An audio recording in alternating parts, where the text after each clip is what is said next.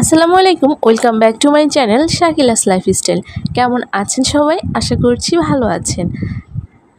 আজকে ভিডিও জুড়ে থাকছে ভিটামিন ই ক্যাপসুল সম্পর্কিত সমস্ত তথ্য। শরীরে ভিটামিন ই এর ঘাটতি দেখা দিলে এবং ত্বক ও চুলের যত্নে যে ভিটামিন ই এর সমৃদ্ধ ক্যাপসুল খাওয়া হয় সেটাই সাধারণত ই ক্যাপ নামে পরিচিত। 1922 সালে সর্বপ্রথম ভিটামিন ই আবিষ্কৃত হয়।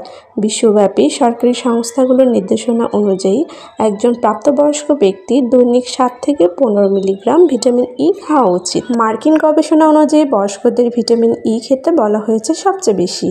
কখনো কখনো বয়স্কদের 1000 মিলিগ্রাম ভিটামিন ই গ্রহণের কথা বলা হয়ে থাকে। ই ক্যাপ এর প্রধান উপাদান ভিটামিন ই, যা একটি অ্যান্টিঅক্সিডেন্ট হিসেবে কাজ করে। চুল বা ত্বকের কোনো সমস্যা দেখা দিলে অনেকেই ডাক্তারের পরামর্শ ছাড়াই ই ক্যাপ খাওয়া শুরু করেন, কিন্তু এই অভ্যাস নানা শারীরিক জটিলতার সৃষ্টি করতে পারে। তাই ই ক্যাপ নিয়ে যথেষ্ট ধারণা থাকা প্রয়োজন।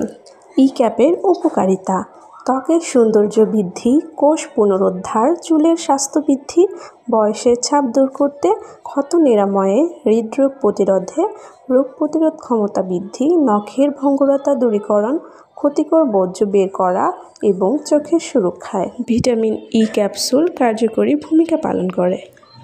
ই ক্যাপ যে কারণে খাবেন: ভিটামিন ই এর অভাবজনিত রোগের চিকিৎসায় ও প্রতিরোধে, গর্ভবতী দুগ্ধদানকারী মাতা ও নবজাতক শিশুদের ভিটামিন ই এর অভাবে রক্ত স্বল্পতার চিকিৎসায়, অ্যাঞ্জিনা পেক্টোরিস, কোলেস্টেরল আধিক্য, ক্যান্সার ও শেষ রজনীতে পায়ের খিঁচুনির চিকিৎসায় এবং ইন্টারমিটেন্ট ক্লোডিকেশন, ফাইব্রোসিস্টিক ব্রেস্ট রোগ, ক্যান্সার, অস্টিওআর্থ্রাইটিসের চিকিৎসায় ভিটামিন ই এর ব্যবহার দেখা যায়। এছাড়াও ভিটামিন ই অ্যাথলেটিক পারফরম্যান্স বৃদ্ধির সহায়ক।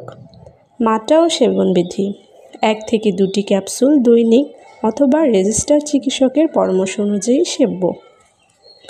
বিরূপ নির্দেশনা: ভিটামিন ই এর প্রতি অতি সংবেদনশীলতা। পার্শ্ব প্রতিক্রিয়া: সাধারণত ভিটামিন ই সুসহনীয়। অতিমাত্রায় সেবনে ডায়রিয়া, পেটের ব্যথা ও আন্ত্রিক অসুবিধা হতে পারে। সংরক্ষণ: অনূর্ধ্ব 30 ডিগ্রি সেলসিয়াস তাপমাত্রায় শুকনো জায়গায় ওষুধটি সংরক্ষণ করুন।